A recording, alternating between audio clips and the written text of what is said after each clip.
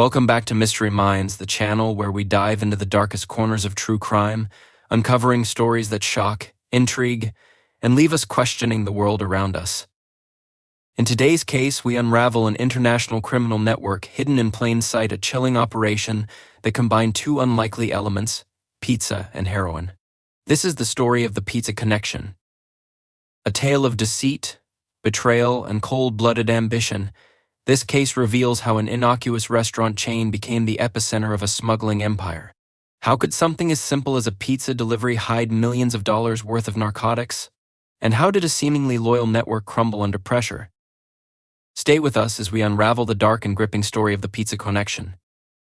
Marco Romano and Vinnie Marconi built a multi-million-dollar empire, one that combined the allure of family-run pizzerias with the deadly underworld of heroin smuggling.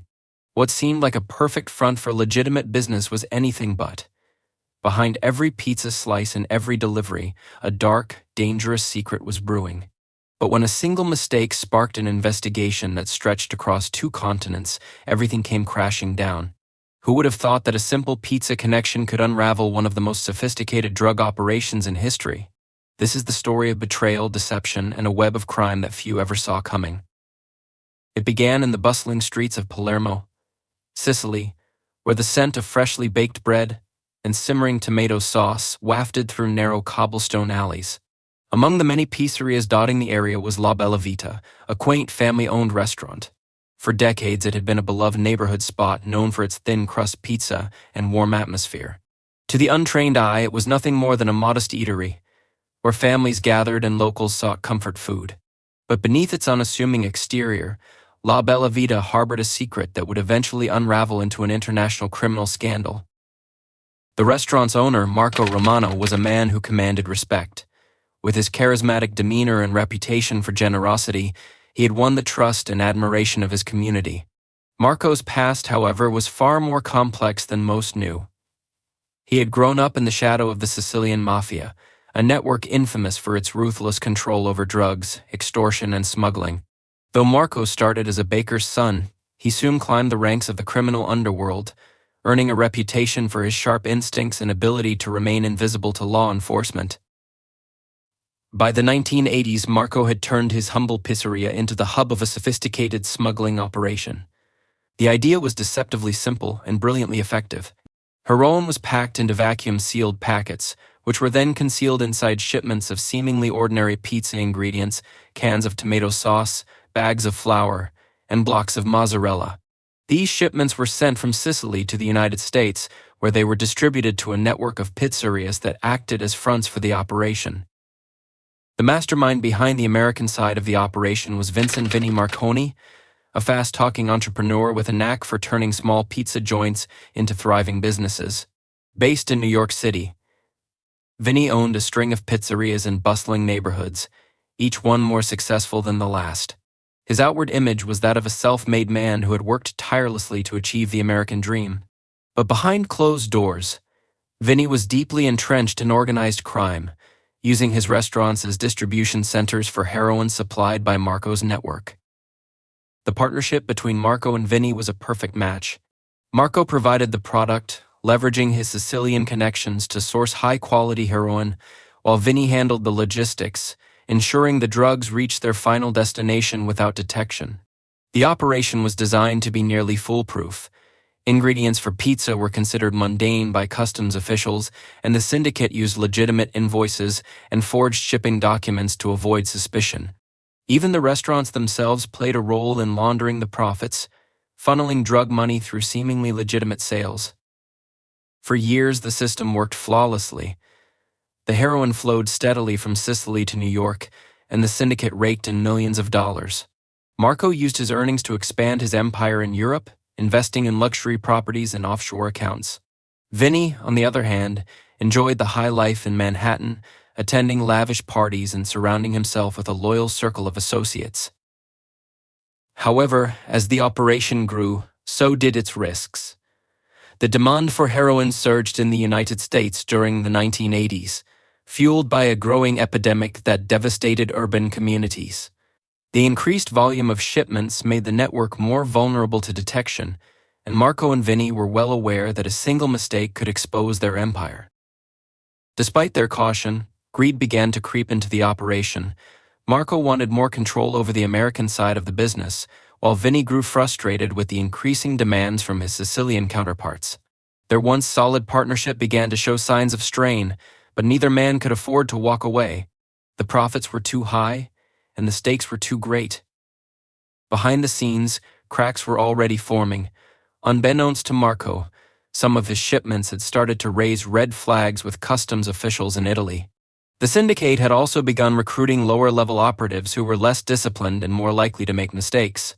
In New York, law enforcement agencies were becoming increasingly suspicious of the sudden proliferation of heroin in areas near Vinnie's pizzerias. The stage was set for a collision course between the Syndicate and the law. Marco and Vinnie had spent years building their empire, carefully crafting an operation that was invisible to the public eye.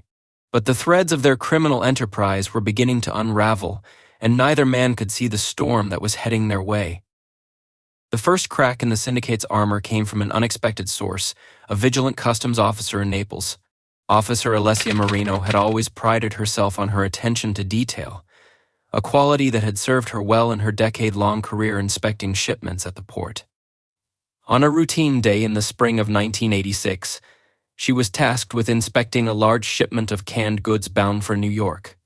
Among the crates, she noticed a batch of tomato sauce cans that felt unusually heavy, far heavier than the standard weight for such products. At first, Alessia dismissed it as a minor oversight or a manufacturing flaw, yet something about the discrepancy bothered her. She ordered the cans to be opened, even though it was an unlikely request. When the first can was cracked open, she immediately recognized a thin layer of an unusual substance hidden beneath the red tomato paste. She continued to open more cans, finding the same substance inside each one. It was white powder, tightly packed and sealed in vacuum-sealed packets. Her heart raced as she realized what she had uncovered: heroin. Her initial shock was followed by a surge of adrenaline. This wasn't just a routine bust. It was the beginning of a much larger operation. With precision, Alessia cataloged the evidence and notified her superiors. What followed was a rapid escalation of efforts, as Italian authorities scrambled to investigate the origins of the shipment. Using surveillance informants and intelligence gathered from previous cases, they quickly traced the drugs back to La Bella Vita, Marco Romano's pizzeria in Palermo. As news of the bust spread, it ignited a chain reaction. The authorities knew that this wasn't a one-off mistake. It was part of a far-reaching network stretching across the Atlantic to the United States. The scale of the operation became clear. Millions of dollars worth of heroin were being smuggled under the guise of pizza ingredients. But even with this breakthrough, the investigation was just beginning, and the trail would not be easy to follow. In New York, federal law enforcement had already been tracking an uptick in heroin-related overdoses in certain neighborhoods, particularly those surrounding Vinnie Marconi's pizzerias. The connection between the two investigations was immediately apparent, but the American authorities lacked the necessary evidence to take action. They had suspected that the pizzerias were more than they appeared, but there had been little concrete proof. The seizure in Naples gave them the smoking gun they had been waiting for. The United States Drug Enforcement Administration, DEA, launched Operation Doveboy, a large-scale task force with the goal of dismantling the heroin smuggling ring. The operation would require coordination between multiple agencies, both in the U.S. and in Italy, to connect the dots between the heroin shipments and the businesses receiving them. But this would not be a simple investigation. The Syndicate had been operating in the shadows for years, and it had grown sophisticated in evading law enforcement. Federal agents in New York started looking closely at Vinnie Marconi's pizzerias. From the outside, they appeared to be nothing more than successful, popular restaurants, places where families could sit down for a meal and a slice of pizza. But the agents knew better. They scrutinized financial records, looked into employee activities, and began tracking shipments to see if there were any patterns that might indicate illicit activity. Meanwhile, Marco Romano's network in Sicily worked like a well-oiled machine, sending out regular shipments of heroin disguised as ordinary food products. These shipments were handled by trusted individuals, ensuring that the drugs would reach the U.S. without attracting attention.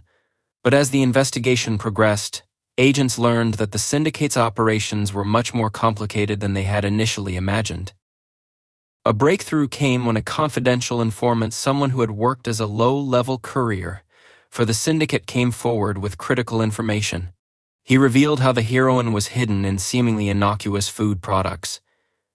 The most common method was to pack the drugs into vacuum-sealed packets, which were then inserted into cans of tomato sauce or wrapped up in flour sacks. From there, the shipments made their way to New York. The informant also divulged the names of key players in the operation, including Vinnie Marconi and Marco Romano. It became clear that Marco had built a global smuggling operation, using his pizzeria in Palermo as a front for the drug trade. In New York, Vinnie's pizzerias acted as the distribution hubs where the heroin would be processed and sent out to various street dealers across the city. By now, law enforcement had a solid understanding of the scope of the operation. They knew how the drugs were being smuggled, and they had a list of people involved. But they also realized that they were dealing with an extremely well-protected organization.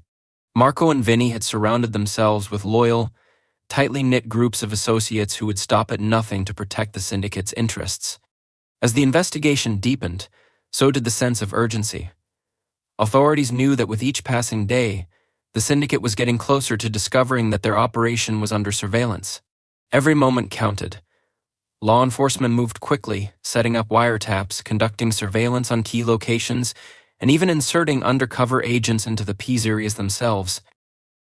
One of these undercover agents, a seasoned operative named Lisa Martinez, was tasked with infiltrating one of Vinnie's busiest restaurants.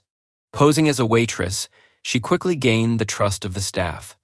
Through her position, she was able to observe the subtle codes and signals used by employees to arrange drug transactions. At first, they seemed like harmless exchanges, in order for extra flour here, a special request for a delivery there, but Lisa soon realized that these interactions were linked to much more than food. As Lisa gathered intel, law enforcement agencies on both sides of the Atlantic worked in tandem to map out the Syndicate's operations. With each passing day, the pieces began to fall into place, and the web of deceit started to unravel. But as the investigation gained momentum, so did the Syndicate's paranoia. Marco and Vinnie were becoming aware of the increased law enforcement presence around their operations. They had always been careful, but now they had to be more cautious than ever. Tensions ran high as both sides prepared for the inevitable showdown. The authorities were closing in, and the Syndicate knew they had to act fast to preserve their empire. The stakes were higher than ever, and neither Marco nor Vinnie could afford to let their guard down. The carefully constructed empire was starting to show signs of stress. What had been a flawless operation for years was beginning to fray at the edges. The discovery of the heroin shipment in Naples had set off alarm bells across the globe, and both Marco Romano and Vinnie Marconi knew that law enforcement was closing in. They had been cautious until now, managing their operation with near perfection, but the pressure was mounting. It all began to unravel the day one of their own, Salvatore Sal Greco, was arrested. Sal was a low-level employee, a delivery driver for one of Vinnie's pizzerias in Brooklyn. He was trusted with transporting goods and supplies to and from the various restaurants, but that trust had been misplaced. Sal was pulled over during a routine traffic stop, and a routine search revealed something unexpected. Inside the van, hidden behind the crates of tomatoes and flour, were several large packets of heroin. The weight of the drugs was far too significant to dismiss as a simple mistake, and the authorities quickly recognized the scale of what they had found. At first, Sal tried to deny any involvement, but the evidence against him was overwhelming. The packets were clearly marked with the same seal used for shipments from La Bella Vita in Sicily. It didn't take long for Sal to realize that the situation was beyond his control. With his back against the wall and a lengthy prison sentence hanging over him, Sal chose to cooperate with the authorities. His testimony was a goldmine for law enforcement. He revealed the intricate details of the drug smuggling operation, including the specific locations where the heroin was being stored and the people involved in handling the shipments. Sal didn't have the full picture, but his inside knowledge was enough to provide investigators with a map that led straight to the heart of the Syndicate. Authorities in both Italy and the U.S. immediately began to act on the information. While Sal's cooperation was crucial, it wasn't enough to bring the operation down. Law enforcement needed more. They needed concrete proof that could tie Romano and Vinnie Marconi to the shipments of heroin.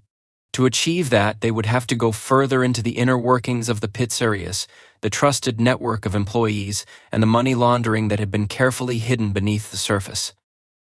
To gather this evidence, the DEA began to escalate their efforts. They initiated wiretaps on the phones of Vinnie's closest associates, hoping to catch a slip of the tongue or a coded conversation that would expose the operation. Surveillance teams watched the pizzerias around the clock, documenting the comings and goings of employees and suppliers. The focus was on the larger players, Vinnie and Marco, both of whom had kept a low profile in recent years. Despite their caution, law enforcement knew that they couldn't afford to wait too long. The closer they got to the core of the network, the greater the risk of the criminals realizing they were being watched. As part of this operation, the DEA placed one of their own undercover agents inside Vinnie's restaurant network. Agent Lisa Martinez was assigned to infiltrate one of the busiest pizzerias in the chain, posing as a waitress. It was a dangerous mission, but Lisa's experience made her the perfect candidate. She quickly gained the trust of the staff, observing the daily operations while subtly befriending the employees who were in the know. Through her interactions, Lisa began to uncover the secret codes used by the workers to discuss drug transactions.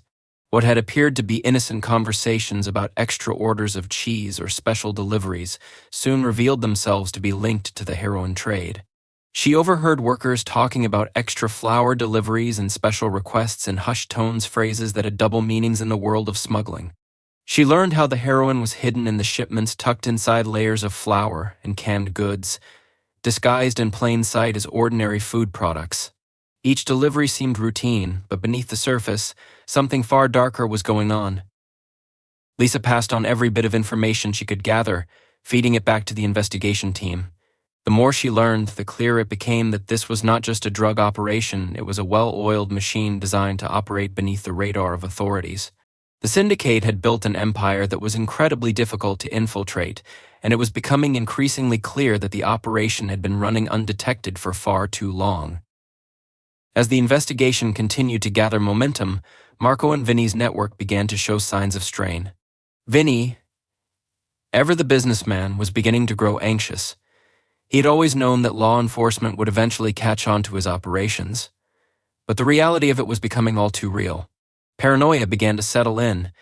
He pulled back on some of the more routine shipments, unsure whether they were being watched. He even began to take steps to protect himself, moving cash into offshore accounts and liquidating assets that could be traced back to the operation. On the other side of the Atlantic, Marco was growing more suspicious of his American partner. He had always trusted Vinnie to run things in New York, but with the heat increasing, he started to question whether Vinnie was under surveillance. Marco was not a man who liked to show weakness, and the thought of being betrayed by someone so close to him unnerved him. He made plans to visit New York in person, to oversee things and tighten control over the operations there. He needed to make sure that the entire organization was functioning as it should, especially as the risk of exposure grew with each passing day. But the strain was not limited to Marco and Vinnie alone. The employees working for them, those who had been involved in the day-to-day operations of the pizzerias and the drug shipments, were feeling the pressure as well. Fear of getting caught grew as the investigations intensified. Workers were becoming anxious, and some of them began to distance themselves from the operation. As the noose tightened, one by one, individuals began to question their involvement. In the quiet shadows of New York, the Syndicate's empire was slowly crumbling, but Marco and Vinnie refused to see it. They were too focused on protecting their empire and their wealth to acknowledge the looming threat of their imminent downfall. And as they tightened their grip on the operation, they unknowingly set themselves on a collision course with law enforcement, one that would soon shatter the carefully constructed world they had built. The investigation was now reaching a critical point. Every move made by Romano and Vinnie Marconi was under intense scrutiny, and law enforcement was closing in on the Syndicate. The once smooth operation that had been running under the radar for so many years was now at risk of being exposed. As Marco prepared for his visit to New York, he had no idea just how precarious his position had become. In Palermo, the authorities were continuing to track Marco's every move. Surveillance teams had been monitoring La Bella Vita for weeks, following delivery trucks that came and went at all hours of the day and night. These trucks, typically filled with crates of pizza ingredients, were now the subject of close attention. Customs officials in Italy had already flagged several shipments, and now the task was to identify exactly who was receiving them in the United States and how the drugs were being distributed once they crossed the Atlantic. As Marco prepared to leave for the US, he was unaware that his every step was being watched. Law enforcement in both countries had been working together, sharing intelligence, and they were getting closer to piecing together the full scope of the operation. The pressure was mounting on Marco, but he wasn't the only one feeling it. Vinnie was becoming increasingly paranoid, suspecting that something was amiss. While he tried to keep a cool demeanor, the walls were closing in. In New York, the authorities were running out of time. The heroin trade in the city was at a peak, and with each passing day, the dealers were becoming more desperate to maintain their supply. The DEA, working with local police, had amassed enough evidence to start making arrests, but they needed the key players, Vinnie and Marco. They knew that in order to fully dismantle the operation, they had to catch both men red-handed. Undercover agents, including Lisa Martinez, were becoming more entrenched in Vinnie's restaurants, gathering information about the goings-on behind the scenes. The walls had already been closing in around Vinnie, and he was starting to feel it. He had become too reliant on the operation's success, enjoying the money and power it brought him. His pizzerias were flourishing, but his business acumen was beginning to fail him. He knew the authorities were hot on his trail, but the idea of losing everything he had built was simply too much to bear.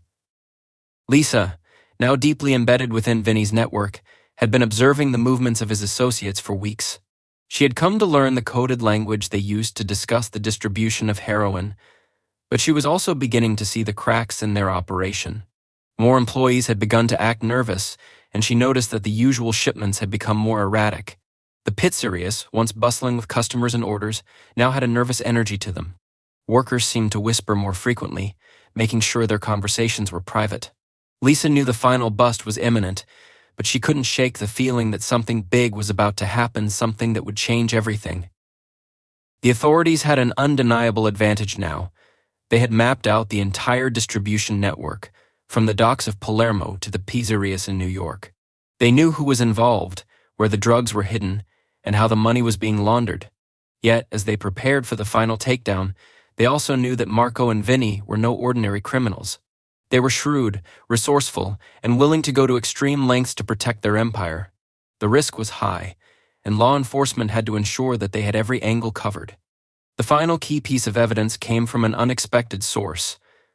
One of the workers who had grown increasingly anxious about the operation decided to come forward. This informant, who had been involved in the shipment process for months, provided a detailed map of the smuggling routes and the locations where the drugs were being stored. The informant also revealed how Marco had used his family's pizzeria as a front for the heroin operation, concealing shipments in plain sight. The workers' cooperation was a significant breakthrough. Without it, the authorities would have struggled to make their case. As the day of the final bust approached, Marco was growing increasingly restless. He had just arrived in New York, and he immediately set to work overseeing the final stages of the operation. Unbeknownst to him, law enforcement had already infiltrated his network, and the pieces of his carefully constructed empire were about to crumble. Vinnie, on the other hand, was trying to keep the operation going as smoothly as possible, even though he was consumed by suspicion. He had already started making contingency plans, anticipating that the authorities were closing in. He began to pull back from some of the more routine shipments, redirecting them to smaller, less conspicuous locations in an attempt to throw off law enforcement. But the authorities were always one step ahead. The tension in the air was palpable. Both Marco and Vinnie had begun to sense that something wasn't right. They were becoming paranoid, overthinking every interaction and second-guessing every decision. They knew that law enforcement was getting closer, and the possibility of a raid loomed larger with each passing hour. But neither man could have anticipated the scale of the operation that was about to hit them. The day of the bust arrived, and everything was in place. Authorities in both New York and Palermo were prepared to take down the Syndicate in one coordinated operation. The surveillance teams were in position, waiting for the signal to move in. Law enforcement knew that it was now or never. They had spent years tracking down the details, collecting evidence, and working their way through layers of deception. It was time to bring the Syndicate to justice. As the raid began, both Marco and Vinnie found themselves cornered. Marco was arrested in the Pizzeria in Palermo, his empire falling apart around him as officers swarmed the premises. Meanwhile, in New York, Vinnie was taken into custody during the early hours of the morning. The operation, which had spanned continents, had finally come to an end. The two men who had once believed they were untouchable now found themselves in the hands of the authorities, facing charges that would bring down the very empire they had spent so many years building. The arrests were only the beginning.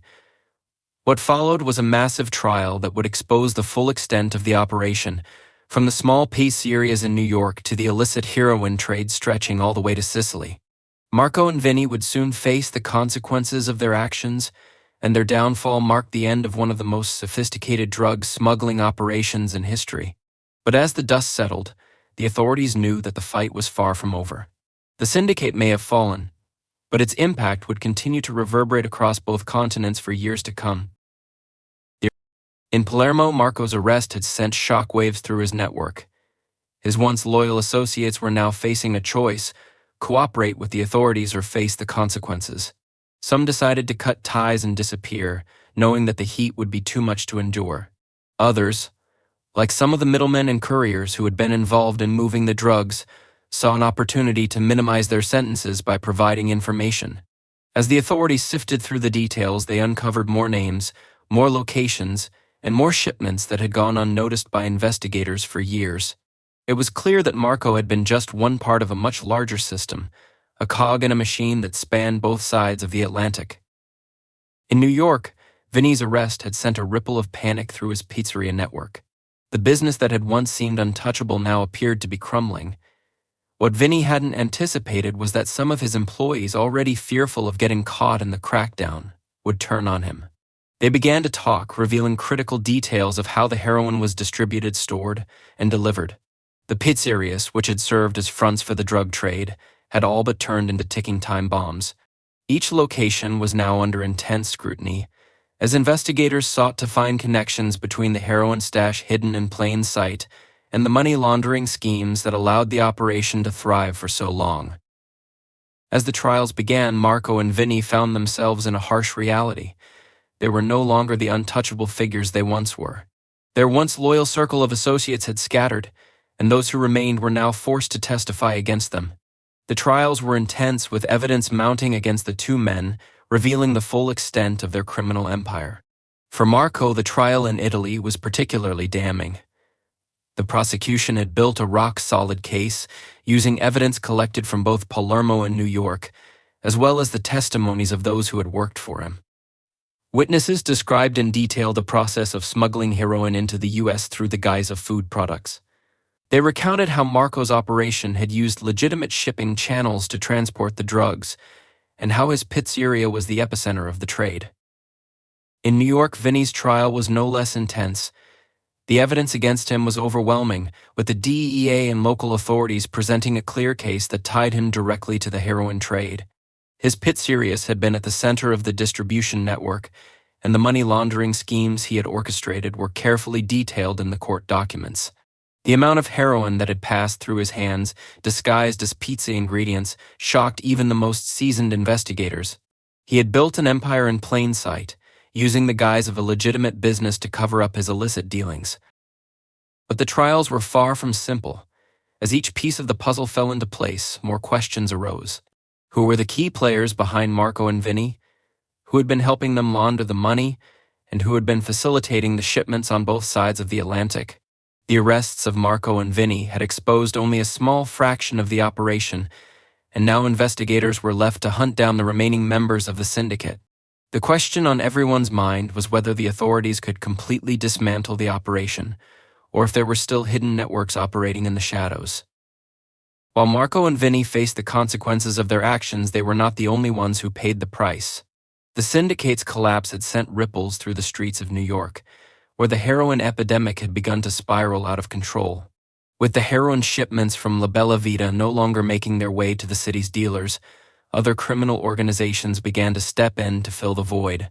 The vacuum left by the syndicate's fall was quickly filled by new players, desperate to take control of the city's drug trade. The chaos that followed only deepened the sense of uncertainty among law enforcement. The investigation had opened a can of worms, revealing just how deeply entrenched organized crime was within the fabric of New York and Palermo. Marco and Vinnie were only the face of a much larger system. As investigators began to question former associates, they uncovered the deep ties between the Syndicate and local politicians, corrupt law enforcement officers, and other criminal organizations that had been using the pizzerias to launder money. Some of these figures had been in place for years, silently supporting the operation from the shadows. They had been key to the Syndicate's success, ensuring that the heroin shipments moved smoothly and that the money earned from the drugs was hidden behind a veil of legitimate business dealings. The authorities knew that the trials were only one part of the larger battle. Marco and Vinnie's downfall was a significant victory, but it was clear that their operation had far-reaching implications. The full extent of their crimes would take years to uncover, and there were still questions about how the heroin trade would evolve in the wake of their arrests.